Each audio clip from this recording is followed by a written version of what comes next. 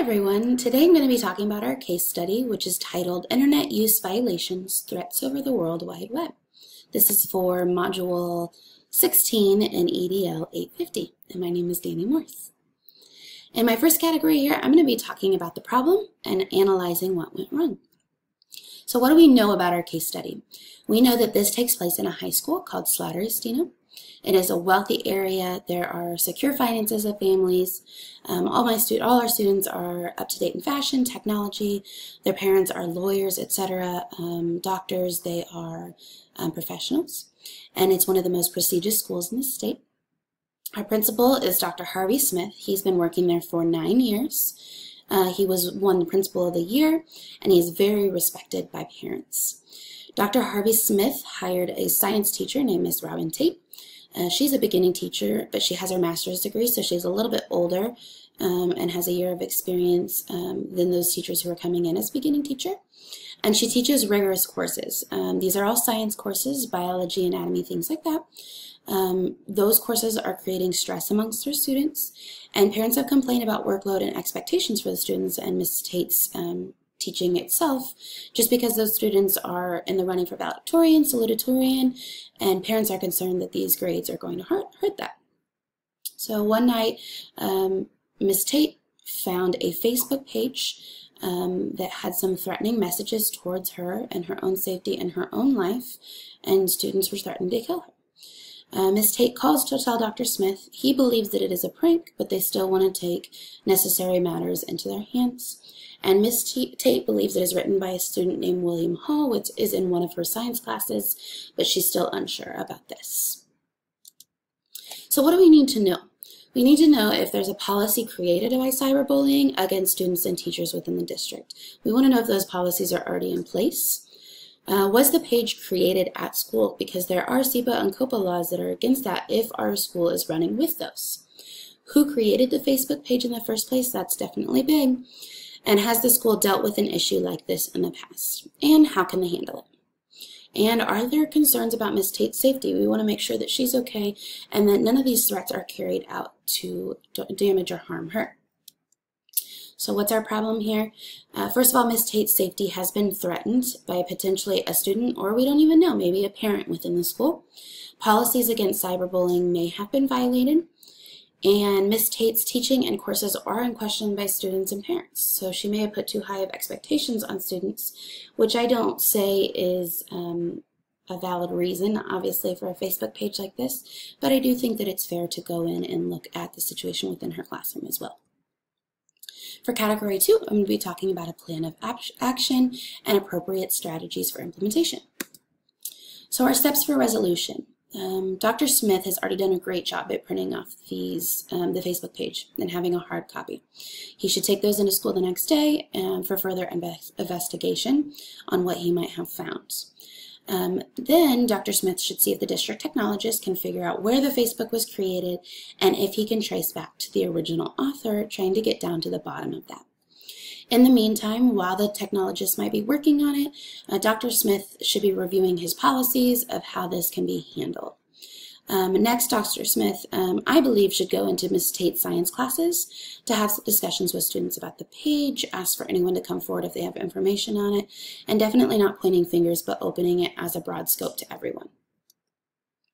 So the strategies to implement this plan, I think those further discussions need to be had with students, of what they post online and how zero tolerance will be given to cyberbullying. Cyberbullying should not be allowed, and it is very prevalent in our time now, and so that I think it's a big deal. Discussing with individual students who might come forward, that's something that might need to happen. Following up with concerned parents and discussing with Ms. Tate about her course materials and expectations of students, as well as strategies to help her handle the relationships with the students and the parents, because I definitely think that's something that's lacking. And putting focus on creating and sharing policies with the community about technology use and safety of teachers and students. For category 3, we'll talk about resolving the issues and promoting success of all students. So what is best for the students in the situation? We know that Ms. Tate is a victim in here, but we do know that students are also going to be in play with this. So we need to make sure that we keep an open mind about what students have to say about the situation and make sure we're not pointing fingers until we have additional information We want to make sure that students are not pointed out when there's no reasonable doubt to point those students out. It's best to build policies to keep all students safe and free from cyberbullying and technology misuse in the future. We know that it's going to happen, but when we have those policies, we're going to know how to handle it, we're going to know what to do, and we're going to know how to keep those students safe.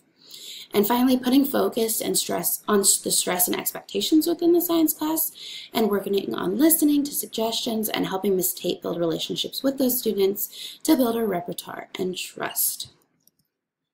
For Category 4, I'll be debriefing the problem by reflecting and identifying issues that were unresolved. So my own reflection I broke down in 3 different pieces: my thoughts, my feelings, and my values. First of all, I was thinking, are the high expectations put on schools with the parents because they're wealthy and involved? Sometimes these kinds of schools have a reputation of the parents being a little too involved, being a little too concerned about their students, which I think there definitely should be concern. I definitely think that it's good to set those high expectations, but a lot of times when you have professional parents who are in a wealthier area, we're having a little bit more involvement and a little bit more push towards those teachers and the district. What kind of policies does the school run with such a good reputation? You know, we don't know what the policies are and how Dr. Smith is going to actually handle this. So if this school has such a good reputation, then what kind of policies are there? And is Ms. Tate following her standards, and the challenge comes from students being overwhelmed by expectation to try hard?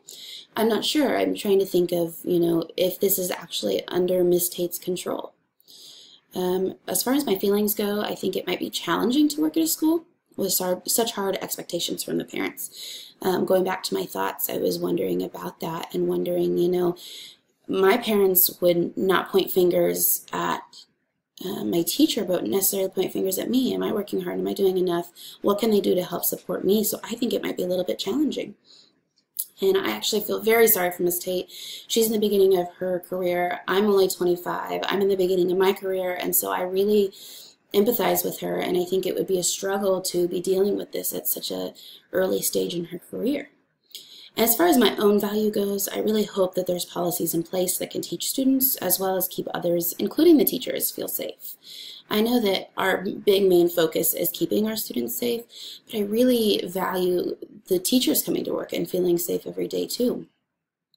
And finally, Ms. Tate should work on building positive relationships with parents and students. My own value is that's what I do first and foremost. I listen to all my parents, I listen to all my students, and I figure out how I can rework the system if there's any concerns, and I hope that she learns to do something like this too.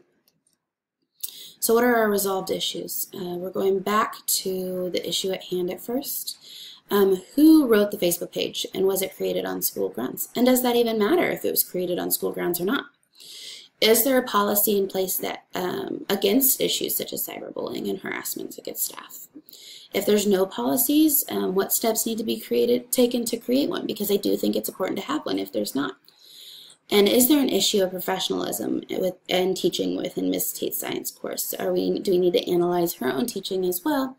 Even though this isn't our main problem at hand, I still do think we need to go back and look at that. Finally, Category 5 is my reflection of Standard 5. And here's what Standard 5 says. One of the major responsibilities of school leaders is ensuring that professional integrity and fairness permeate throughout the organization. Individuals in the organization must be encouraged to act in an ethical manner and practice the principles of fair process.